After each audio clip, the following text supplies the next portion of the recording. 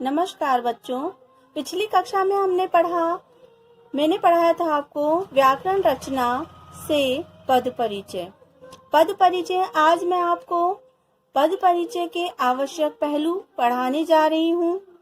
हम इसको बिंदु भी कह सकते हैं कि पद परिचय के 8 बिंदु, अगर ये बिंदु आपको अच्छे से याद हो गए तो आप पदों का परिचय आसानी से दे सकेंगे। पद परिचय के बिंदुओं में पहला बिंदु है संज्ञा। संज्ञा अगर है पद के परिचय को बताने में तो आप बताएंगे संज्ञा के तीनों भेद: लिंग, वचन, कारक, क्रिया के साथ उसका संबंध।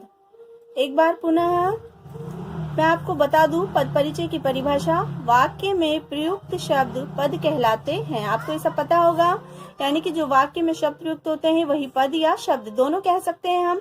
लेकिन जब पद का परिचय है तो उस शब्द को आप पद के रूप में ही जानेंगे। तो जो वाक्य में प्रयुक्त शब्द होते हैं वो पद कहलाते हैं, और उन पदों में या उन शब्दों में संज्ञा के तीनों भेद बताने हैं: लिंग, वचन, कारक और क्रिया के साथ उसका संबंध बताना है। दूसरा है सर्वनाम। मुख्य बिंदुओं में दूसरा बिंदु सर्वनाम। सर्वनाम के भेद: पुरुष, लिंग, वचन, कारक, क्रिया के साथ संबंध। जैसे कोई एक उदाहरण देते हैं, राम खाना खाता है। इसमें हमने 3 शब्द उपयोग में किए हैं। राम खाना खाता है, तो राम क्या है? संज्ञा। राम संज्ञा है। कौन सी संज्ञा है? व्यक्तिवाचक। तो हमने उसको बताया कि वो संज्ञा है, और संज्ञा के भेदों में कौन सा भेद है? व्यक्तिवाचक। इस प्रकार आपको वाक्य में पदों को अलग करना है, और जो रेखांकित पद आएंगे उनकी फिर आपको उसकी परिचय देना है। इसी प्रकार अगला विशेषण बताना है पद में। अगर विशेषण शब्द है तो किस प्रकार का विशेषण है?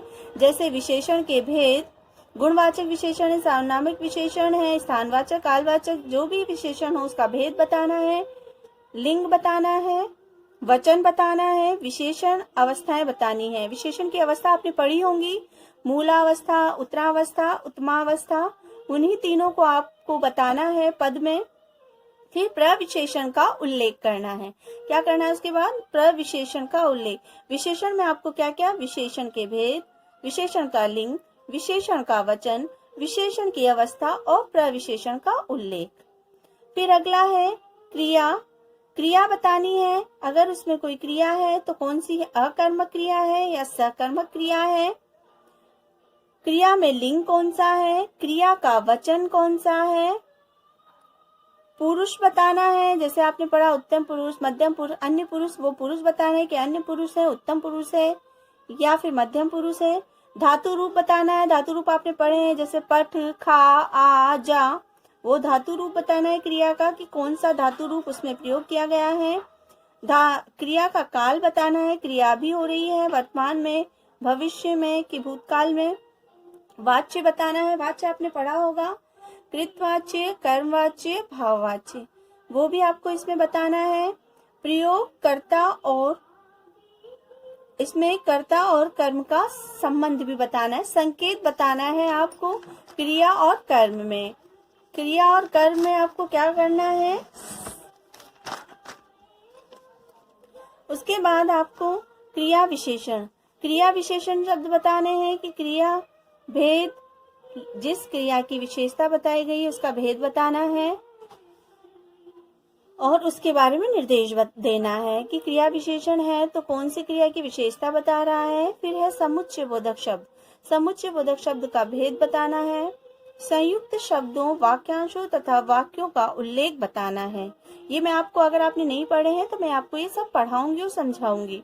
फिर है संबंध बोधक शब्द।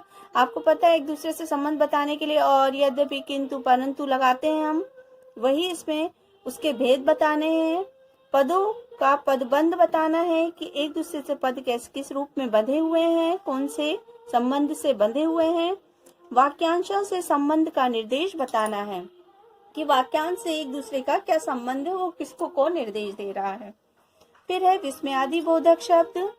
आपको फिर विस्मयादि बोधक शब्दों के भेद का नाम बताना है। विस्मयादि जो बोधक शब्द हैं उसमें किस प्रकार का बोध, जैसे कहते हैं छी, छी घृणा बोधक होता है, वाह, वाह प्रसन्नता हर्षबोधक बोल सकते हैं। उसी प्रकार उसमें विस्मयादि बोधक शब्दों के भेदों का नाम बताना है। ये आज का पद परिचय और पद परिचय के मुख्य बिंदु आपके समाप्त होते हैं।